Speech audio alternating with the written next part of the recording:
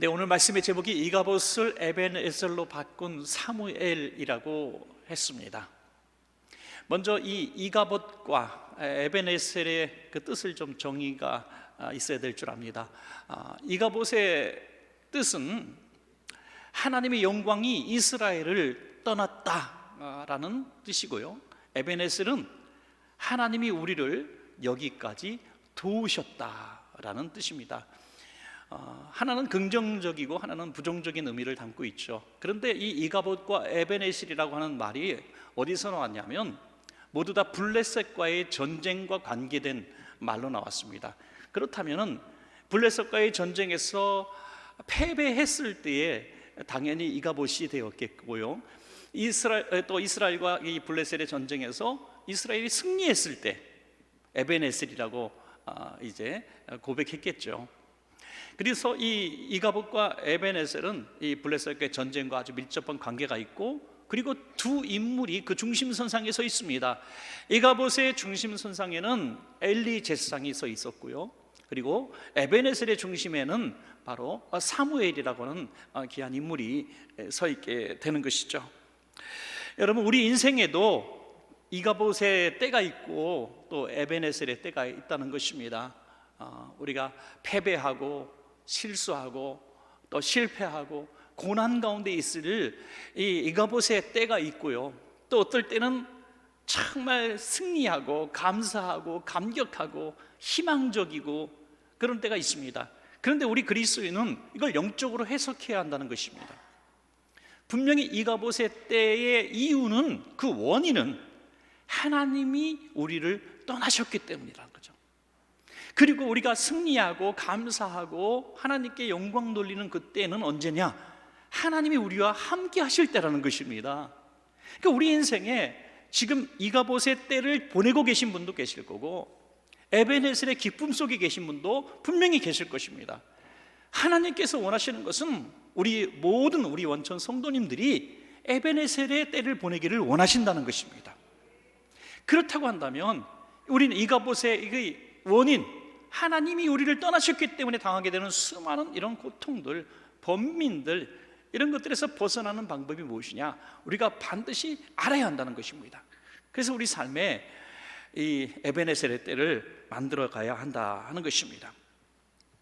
자, 그래서 우리는 이 첫 번째로 생각할 것은 이가봇의 때를 부른 엘리 제사장에 대해서 먼저 잠깐 생각해야 되겠습니다. 왜 이가봇의 때가 우리에게 찾아왔는가 하는 것이죠. 이가봇의 때를 부른 사람은 엘리 제사장과 그 자녀들, 그리고 우상 숭배하는 이스라엘 백성들이라고 할 수가 있겠습니다. 블레셋과의 전쟁이 있었는데 이 전쟁을 통해서 이제 패배를 하게 되죠. 완전한 패배까지는 아니었습니다. 그래서 엘리 제사장이 어떻게 이 전쟁에서 승리할 수 있을까? 아무리 생각해도 이제 군사력으로 이길 수가 없다는 것을 깨닫게 됩니다.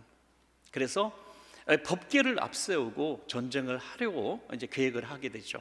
그 아들 홈리와 비느하스가 제사장들이었는데 그 아들들에게 이 법궤를 매개해서 전쟁터에 앞서 보내게 됩니다. 여러분, 이 법궤가 뭡니까? 이스라엘 백성이 광야 생활할 때에 하나님께서 함께 하셨다고 하는 하나님 임재의 상징들입니다. 즉 에벤에셀의 상징과 같은 것이죠. 거기에는 아론의 쌍난 지팡이, 또 매일같이 주셨던 만나가 든 항아리, 그리고 십계명 돌판이 들어있었습니다.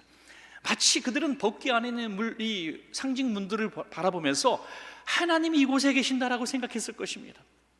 이스라엘 백성이 법궤를 중심으로 둘러서서 행진을 했고, 그 법궤를 중심으로 하나님이 불과 구름기둥으로 인도하셨고, 요단강을 건널 때에는 법궤를 맨 제사장들이 앞장설 때 물이 갈라졌습니다. 그래서 이 법궤를 앞세우고 전쟁터에 나왔다는 소식을 들었을 때 블레셋 사람들은 공포에 떨었습니다. 야, 하나님이 저들과 함께 하시면 우리는 큰일인데. 그런데 전쟁은 어떻게 됐습니까? 법궤까지 빼앗기고 말았습니다. 홈리와 비느하스는 전사를 하고 말았습니다. 그 소식을 들은 엘리 제사장은 뒤로 넘어져 죽고 말았습니다. 여러분, 얼마나 끔찍한 일입니까? 법궤를 앞세운들 하나님의 영광이 그들과 함께하지 않았다는 것입니다. 저는 이 법궤를 앞세운 그들의 이 신앙이 외형적 신앙이라고 보는 것이죠. 겉으로는 예배하는 것 같고 겉으로는 예수 믿는 사람 같은데 그 안에 하나님의 영광이 머물지 않은 것입니다. 하나님 없는 삶을 살았다는 거예요. 여러분, 우리가 기독교인이라고 하는 이런 종교 안에 쓰는 그런 삶을 살아서는 안 된다는 것이죠. 우리와 하나님이 함께 하시는 삶의 증거가 있어야 한다는 것입니다. 여러분, 우리가 살아가면서 정말 하나님이 살아계시구나, 하나님이 정말 나와 함께 하시고 계시는구나, 이런 영적 임재를 느껴야지.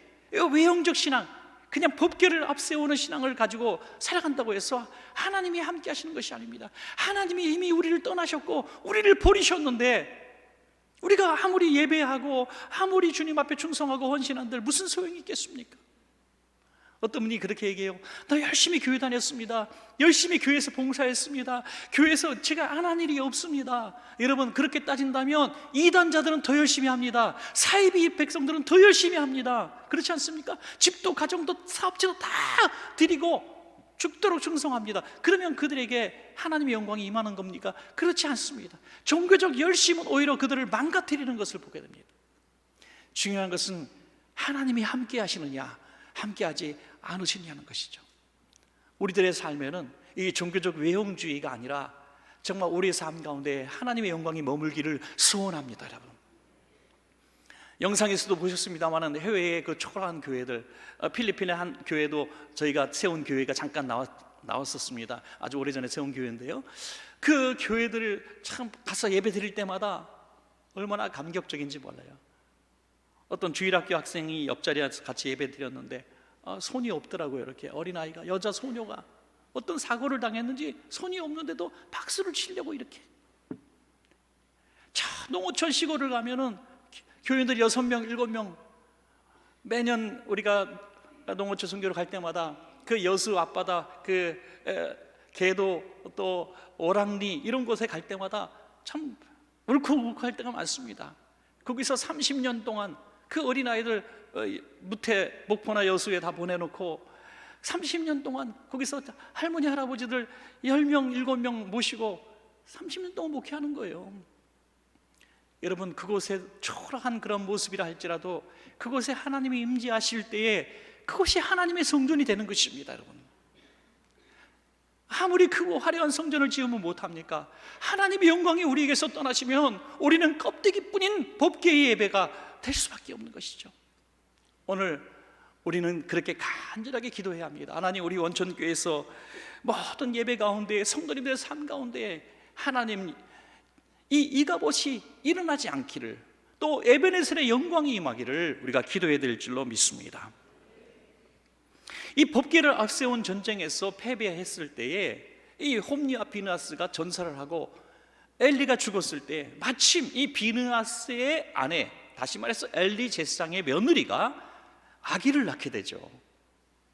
아기가 태어날 때 기쁘고 즐거워야 하는데 온 가문이 다 망하고 나라가 망한 상황 가운데서 아기가 낳았으니 뭐가 기쁘겠습니까? 그래서 그 아이의 이름을, 아들의 이름을 이 비느하스의 아내가 이가봇이라고 짓게 된 것입니다. 이가봇이다. 이스라엘 백성들은, 또 그 고대 근동 지방의 많은 그런 족속들은 그 아기가 태어날 때 그 상황들을 연상할 수 있는 그런 이름들을 많이 지었습니다. 그래서 우리가 야베스도 고통이다, 뭐 고통스러운 환경이 있을 것이다라고 얘기하는 것이죠. 이가봇이라고 이름을 지었습니다. 이가봇의 뜻이 뭐라고요? 하나님이 이스라엘을 떠나셨다는 겁니다. 버리셨다는 것입니다. 얼마나 슬픈 이름을 지었습니까? 사무엘상 4장 21절에서 22절입니다. 이르기를 영광이 이스라엘에서 떠났다 하고 아이 이름을 이가봇이라 하였으니 하나님의 궤가 빼앗겼고 그의 시아버지와 남편이 죽었기 때문이며, 또 이르기를 하나님의 궤를 빼앗겼으므로 영광이 이스라엘에서 떠났다 하였더라. 아멘. 자, 그러면 이가봇, 하나님의 영광이 이스라엘을 떠나서 이렇게 끔찍한 일을 만나게 된 결정적 이유가 무엇이냐 하는 것이죠. 왜 하나님이 우리를 떠나셨을까요? 죄 때문이라는 겁니다. 죄 때문에. 엘리 제사장은 얼마나 영적으로 어두웠습니까? 어린 사무엘이 하나님의 음성을 들었을 때에도 그는 듣지 못했습니다. 자식 교육 제대로 하지 못했습니다. 자식 제사장 둘이 그렇게 하나님을 알지 못하였다라고 성경에 말씀하고 있습니다. 어떻게 제사장이 하나님을 모릅니까? 하나님을 믿지 않았다는 것이죠. 그래서 성전의 물건을 도둑질합니다. 그리고 음란한 짓들을 합니다. 이렇게 제사를 멸시하고 예배를 멸시하고 하나님을 무시하니 하나님이 이 백성을 사랑할 수가 없는 것입니다. 또 이스라엘 백성들은 어떻습니까? 가나안 땅이 하나님의 선물로 받았음에도 불구하고 그 가나안 땅에 섬기는, 그 가나안 족속들이 섬기는 바알과 아스타로스라고 하는 우상들을 자기의 신처럼 섬겼다는 것. 그 땅을 주시는 하나님을 버리고 그 땅의 족속들이 섬기던 이단 우상 숭배를 했다는 것입니다. 그러니 하나님의 영광이 머물 수가 없었다는 것입니다. 여러분, 오늘 우리의 삶에도 이가봇의 때가 지금 징조가 있거나 이가봇의 그런 환경, 이런 끔찍한 상황 가운데 있는 분들이 혹시라도 계신다면, 안 계시면 너무너무 좋겠는데요, 혹시라도 계신다면 누구를 원망하고 불평하고 하기보다 가장 지혜로운 방법을 먼저 선택했으면 좋겠습니다. 그거 뭡니까? 하나님, 이것이 내 죄 때문입니다 하는 것이죠. 깨닫는 것입니다. 사랑하는 여러분, 오늘 이 말씀을 통해서 이가봇의 때를 부른 이 엘리와 그 이스라엘 백성들의 죄악들을 생각하면서 하나님, 저에게서는 절대로 이 죄악과 하나님의 영광이 떠나는 이가봇의 때가 이르지 않기를 원합니다 하면서 하나님의 인재를 갈망하는 복된 시간 되시기를 간절히 축복합니다, 여러분. 자, 그래서 마지막 두 번째로는 이제 이가봇을 에벤에셀로 바꾼 사무엘에 대해서 한번 우리가 생각해 보기를 원합니다. 이가봇의 때를 부른 것도 한 사람의 영향력이었고, 또 에벤에셀의 때를 부른 것도 사무엘 한 사람의 선한 영향력이었다 하는 것입니다. 이가봇이 하나님이 우리를 떠나셨을 때 붙여진 이름이었다면, 에벤에셀은 하나님이 다시 우리와 함께 하실 때 붙여진 이름입니다. 자, 그러면 이 에벤에셀의 때를 부를 수 있다는 것은 전적인 하나님의 은혜겠죠. 어떻게 했길래, 이 사무엘이 어떻게 했길래, 또 이스라엘 백성이 어떻게 했길래 그 하나님의 음성이 희귀한 그때, 하나님이 이스라엘 버리고 떠나가 버리고 나라는 망하고 끔찍한 상황 가운데 놓였을 때에 어떻게 다시 회복의 빛을 볼 수 있었을까? 오늘 사랑하는 여러분, 우리 삶에 앞으로 살아가면서 혹시라도 이가봇의 때와 같은 참혹한 날이 온다 할지라도 절대로 절망하지 마십시다. 왜냐하면 여러분 한 사람으로 인하여 다시 에벤에셀의 때를 우리가 부를 수가 있기 때문입니다. 희망을 가지시기 바랍니다. 그 비결이 뭡니까? 잘 기억하십시다. 첫 번째, 회개입니다. 회개. 자, 사무엘상 7장 3절입니다. 한번 같이 우리가 읽어보도록 하겠습니다. 시작. 사무엘이 이스라엘 온 족속에게 말하여 이르되, 만일 너희가 전심으로 여호와께 돌아오려거든 이방 신들과 아스타로스를 너희 중에서 제거하고 너희 마음을 여호와께로 향하여 그만을 섬기라. 그리하면 너희를 블레셋 사람의 손에서 건져내시리라. 아멘. 회개는 뭡니까? 그 마음으로만 그냥 생각하는 게 아니라 우상을 실제로 버리는 것입니다. 마음으로 그냥 반성하는 게 아닙니다. 그렇다면 가룟 유다도 회개한 것이라고 우리가 설명할 수 있겠죠. 그러나 가룟 유다는 회개하지 않았습니다. 가룟 유다는 자기의 죄를 깨닫기는 했지만은 그 죄에서 주님 앞에 고백하고 새로운 삶을 살지는 못했습니다. 이스라엘 백성들은 겉으로 하나님을 섬기는 것처럼 보였지만 이 우상신들을 섬겼죠. 이 바알과 아스타로스이 어떤 신들입니까? 가나안 족속들이 섬기는 신이고요, 특별히 이 아스타로스를 섬겼다는 것은 참으로 기가 막힌 일입니다, 여러분. 왜냐하면 이 아스타로스는 가나안 족속들이 섬겼던 전쟁의 신입니다. 전쟁의 신. 이스라엘 백성이 가나안 땅에 들어갈 때 이 가나안 족속과 전쟁을 치열하게 하지 않습니까? 그때 이스라엘 백성은 야훼 하나님을 의지하고 기도했고요, 이 가나안 족속들은 아스타로스를 의지하고 전쟁을 했습니다. 다시 말해서 자기 백성을 죽일 수 있게 해달라고 그들이 빌었던 그 신을 가나안 족속들이 섬겼던 그 전쟁의 신을 이스라엘 백성들이 가나안에서 살면서 섬겼다는 게 이게 말이 됩니까, 여러분? 말이 됩니까? 말도 안 되는 거잖아요. 우리가 그 우상들을 섬기는 그 여러 가지 우상들도 있지만, 뭐 복을 내리는 우상도 있고, 뭐 이렇게 우리가 뭐 옛날 샤머니즘처럼 비는 그런 신들도 있을 수 있겠지만, 그래도 이 정도까지 나가서는 안 되는 거 아닙니까? 자기 백성을 죽이게 해달라고 빌었던 그 신을 그들이 뭘로 섬겼는지 이해를 할 수가 없습니다. 여러분, 그 상황 가운데서 그들이 돌이켰다, 성경은 말씀하고 있습니다.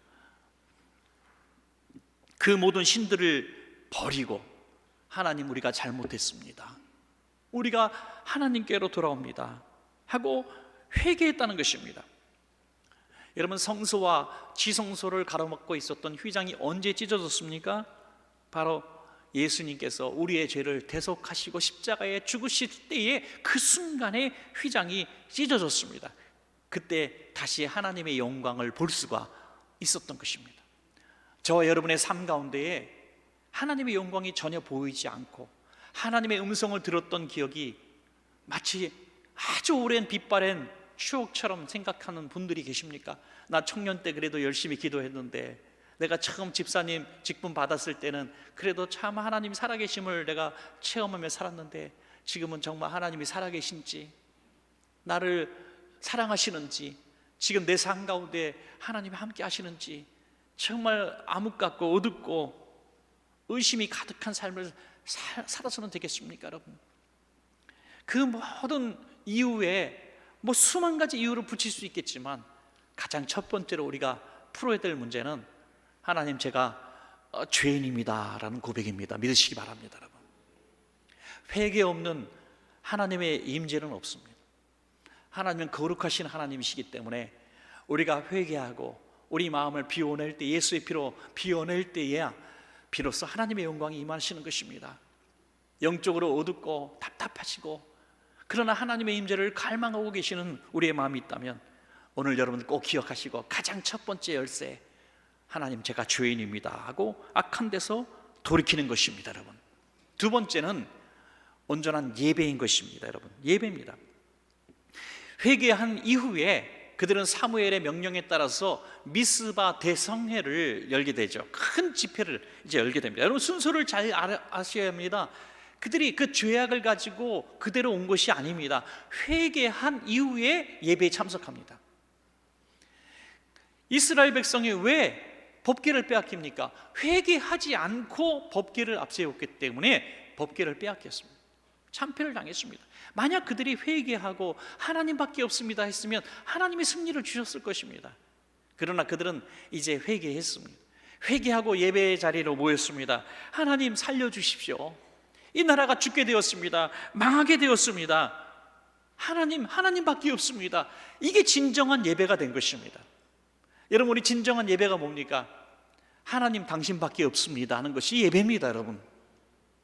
하나님의 영광을 구하는 예배. 오늘날의 우리 한국교회의 문제 무엇입니까? 교회가 없어서입니까? 예배가 부족해서입니까? 예배 시설이 부족합니까? 예배의 어떤 시스템이 갖춰지지 않았습니까? 너무나 완벽하고 세련되고 훌륭한 예배를 우리는 드리는 것처럼 보여집니다. 그러나 진정한 예배의 문제는 하나님이 받지 않으시는 예배를, 우리가 헛된 예배를 너무나 많이 드리고 있기 때문에 예배가 문제가 된 것입니다. 예배는 우리를 위한 것이 아니라 하나님의 영광을 위한 것인 줄로 믿으시기 바랍니다. 여러분, 하나님께 영광 돌립니다. 그런데 그 순간에 하나님께서 이스라엘 백성의 승리를 주셨으면 참 좋겠는데, 블레셋 사람들이, 야, 이것 봐라, 저들이 한 군데 모여 있구나, 비무장으로 모여 있구나, 아주 좋은 기회가 왔다 하면서 공격을, 대공세를 합니다. 여러분, 얼마나 악하고 정말 간사한 족속입니까? 예배드리기 위해서 모인 비무장의 그들을 한 번에 죽이려고 공격을 합니다. 그때 이스라엘 백성들이 이전 같으면은 하나님 도대체 우리한테 왜 이러십니까? 라고 원망하고 두려워서 떨었을 텐데 그렇지 않았다는 거예요. 사무엘에게 달려와서 사무엘이 선지자요, 우리를 위해서 기도해 주십시오. 우리의 소망은 하나님밖에 없습니다 했다는 거죠. 오래전에 들었던 우리 성도님이 으로부터 들었던 얘기인데요, 어떤 분이 이제 등록을 하셨어요. 등록을 하셨는데 한 주 나오고 안 나오시는 거예요. 그래서 왜 안 나오시냐 그랬더니 그분이 이제 다른 종교를 믿고 계셨는데 이분이 이제 전도를 자꾸 하니까 교회 가자고, 그래서 마지못해 등록을 하셨던 것 같아요. 그 등록하시고 그 주간에 교통사고를 당하신 거예요. 그랬더니 전에 있는 신이 노하셔가지고 내가 자기의 자식을 빼앗기니까, 예수님한테 빼앗기니까 이제 벌을 줬다고, 그래서 두려워가지고 옛 신을 섬기기 위해 다시 돌아갔다고 하는 이런 얘기를 들었습니다. 안타까운 일이죠. 이스라엘 백성에게 닥친 이런 환란이 바로 그런 환란이 아닐까요? 내가 조금 더 예수님 자녀답게 살아보려고 하는데, 믿음으로 좀 살아보려고 하는데 모든 일이 잘 풀리지 않는 겁니다. 오히려 더 분쟁이 생기고 실수가, 실패가, 손해가 생깁니다. 여러분, 그럴 때 어떻게 할 것인가?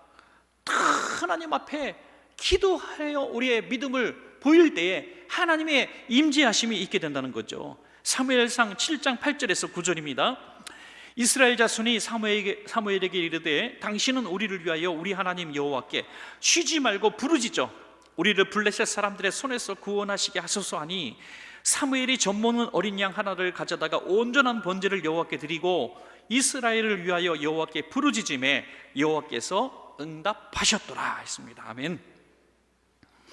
온전한 번제를 드릴 때 응답하셨다. 여러분, 온전한 예배, 그것은 뭘까요? 하나님의 임재하심, 하나님 실제로 우리 예배를 받으시고 우리의 삶에 개입하셔서 우리의 실상을 도와주실 수 있는 예배는 무엇일까요? 그 온전한 예배라고 하는 거죠. 온전한 예배의 가장 중요한 요소가 무엇이냐, 여기 나와 있습니다. 내가 죽는 거라는 거죠. 여러분, 정말 두렵기도 하지만은 정확한 말씀인 것 같아요. 명쾌한 것 같아요. 우리 예배가 정말 하나님이 받으시고 우리 삶에 개입하셔서 우리를 인도하시길 원하신다면 오늘 예배를 통해서 가장 중요한 일을 해야 합니다. 내가 죽어야 한다는 겁니다. 여러분, 기분 나쁘시죠? 아니, 예배드려서 내가 복받고 살아보려고 하는데 먼저 죽으라고 하니 이 무슨 말입니까? 사무엘상 7장 10절입니다.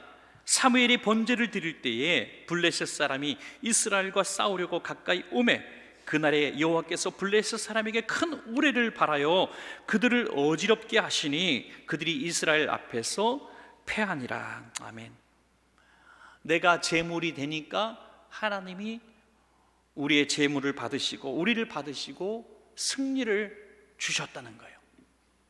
예배 때마다 나의 날카로운 부분들이 죽어지기를 바라요. 여러분, 나의 고집과 원망과 불신앙과 미움과 증오, 이런 것들이 예배를 통해서 죽어지길 바랍니다. 여러분, 그럴 때 하나님이 우리와 함께 하실 수 있습니다. 그것들을 가진 채로 만약에 이렇게 기도한다고 합시다. 하나님, 저 억울해서 못 살겠습니다. 저 악한 김 집사를 죽여주시옵소서. 그러면 하나님이 그 예배를 받으시겠네 이거죠.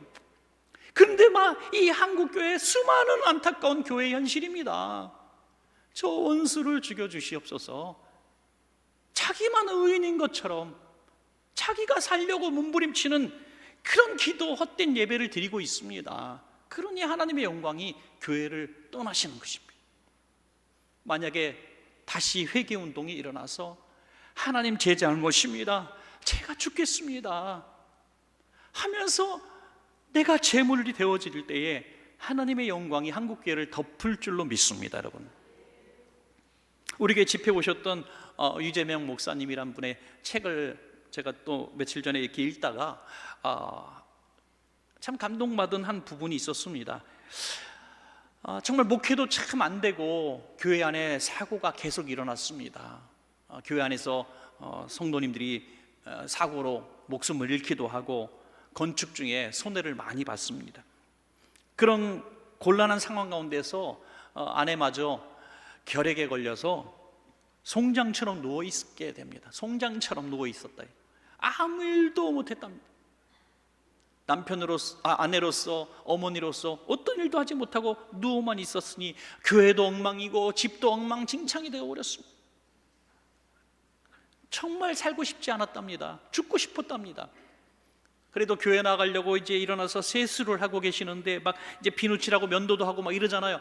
그런데 전화벨이 울리는데 5분이 넘도록 계속 울리는데 아내는 누워 있고 아무도 그 전화를 받지 않는 거예요. 그냥 얼굴도 닦지 않고 나와서 전화기를 벽에다가 확 집어던졌다. 전화기가 박살이 납니다. 그 순간에 이런 얘기를 했답니다. 하나님, 죽고 싶어요. 아내도 빨리 차라리 데려가 주세요. 자기 안에 얼마나 잔인한 본성이 드러났는지 그때 알았다는. 하나님, 아내를 차라리 데려가세요. 빨리 죽었으면 좋겠어요. 이런 말이 나왔대요. 그리고 자신을 보고 너무나 두려워서, 하나님 앞에 너무나 부끄러워서 그냥 기도원에 올라가서 3주를 금식 기도하게 됩니다. 3주를 금식 기도할 때 3주째 되는 그때에 하나님께서 강하게 임재하셔서 통곡하고 울고 있는 목사님에게 이런 말씀을 하셨답니다. 얘야, 내 아내가 왜 아픈지 아느냐? 너 대신 아픈 거다. 너가 아파야 하는데 너를 대신해서 아픈 거다. 그런데도 너는 아내를 미워하겠느냐? 라고 말씀하시다. 내 죄 때문에 내 아내가 아프다는 것을 깨닫고 통곡하며 회개하고 돌아와서 아내를 부둥켜 안고 죄를 고백하고 용서를 구했답니다. 그때 하나님께서 모든 응어리를 풀어주시고 교회의 문제도 풀어주시고 지금처럼 아름다운 대형교회를 이루게 하신 것입니다. 여러분, 할렐루야. 온전한 예배는 형식과 시간과 장소 이런 모든 것들이 아니라 예배자에게 있는 것입니다. 예배자. 내가 예배자가 될 때 온전한 예배가 되는 것입니다. 그 온전한 예배를 통해 이가봇은 떠나가고 에벤에셀의 영광이 찾아오는 줄로 믿습니다. 여러분, 마지막 세 번째는 감사입니다. 감사. 사무엘상 7장 12절 마지막 한 절을 같이 한번 읽어보겠습니다. 시작. 사무엘이 돌을 취하여 미스바와 센 사이에 세워 이르되 여호와께서 여기까지 우리를 도우셨다 하고 그 이름을 에벤에셀이라 하니라. 아멘. 이제 하나님께서 대승을 주셨습니다. 그들이 칼을 휘두르기 전에 하나님께서 그들에게 혼란하게 하시고 정말 하나님이 직접 개입하셔서 어이없이 그들이 패하게 만드셨죠. 그래서 하나님이 온전히 승리를 주신 것을 인정하는 마음으로 큰 기념비를 세웠는데 그 기념비의 이름이, 그 곳의 이름이 바로 에벤에셀이다 하는 거죠. 하나님이 여기까지 우리를 도우셨습니다. 이가봇은 물러가고 에벤에셀이 찾아온 것입니다. 여러분, 정말 우리가 본받아야 될 에벤에셀의 신앙을 지킬 수 있는 마지막 비결은 감사인 줄로 믿습니다. 감사해요. 오늘 예배하면서 그래도 지난 한 주간 살 수 있었던 것이 하나님의 은혜였습니다라고 고백하는 것이 에벤에셀입니다. 여러분, 이 에벤에셀이라고 고백하면서 하나님께 영광 돌릴 때에 하나님의 영광이 임재하셨고 그들을 떠나지 않으시니 그 이후에 어떤 역사가 일어납니까? 사무엘상 7장 13절 14절인데 제가 읽어드리지는 않겠습니다. 여기에 보면 세 가지 복을 주셨어요. 하나는 다시는 블레셋이 이스라엘을 침공하지 못하였더라. 하나님이 국방을 든든하게 하셨고요. 또 하나는 블레셋 사람들에게 이전에 빼앗겼던 그 모든 성읍들을 되찾게 하셨습니다. 여러분, 나라의 온전한 회복입니다. 세 번째는 전쟁이 끝난 이후에 블레셋뿐이 아니라 그 이후에 수많은 족속들과 아모리 족속과 평화를 누리게 하셨습니다. 진정한 승리와 평화의 시대가 도래한 것이죠. 여러분, 하나님께 감사하는 백성들, 하나님께 감사하는 교회와 나라는 하나님이 계속 머물러 계셔서 지켜주시고 승리를 주실 줄로 믿습니다. 여러분, 우리 가정에, 우리 교회에, 우리 여러분들의 섬기는 기업과 나라에, 또 정말 우리가 행하고자 하는 모든 공동체에 하나님의 영광이 임하기를 원하신다면 끊임없이 감사하십시다. 여러분, 감사. 하나님 감사합니다. 감사합니다. 언제까지 그 복이 머물게 됩니까? 에벤에셀의 영광이 언제까지 머물게 됩니까? 중요한 한마디가 나옵니다. 사무엘이 사는 날 동안에. 여러분, 이렇게 중요합니다. 엘리 제사장은 이가봇의 때를 불렀지만 사무엘은 에벤에셀의 때를 불렀고 자기가 숨이 멎는 그 순간까지 에벤에셀이 머물게 하셨습니다. 한 사람의 영향력, 선한 영향력 얼마나 귀한지 모릅니다. 여러분, 말씀을 맺겠습니다. 이가봇과 에벤에셀의 차이는 결국 하나님과의 관계의 문제입니다. 하나님을 떠나면 이가봇이 되고 하나님께 돌아오면 에벤에셀이 됩니다. 그 비결은 회개하고 내가 죽는 온전한 예배를 드리고 끊임없이 감사로 머물게 하는 이런 모습입니다. 여러분의 때에 절대로 이가봇이 오지 말고, 이가봇이 머물렀다 할지라도 이가봇의 저주를 몰아내고 오늘부터 에벤에셀의 축복을 누리고 또 보존하시는 여러분 되시기를 간절히 축원합니다. 여러분,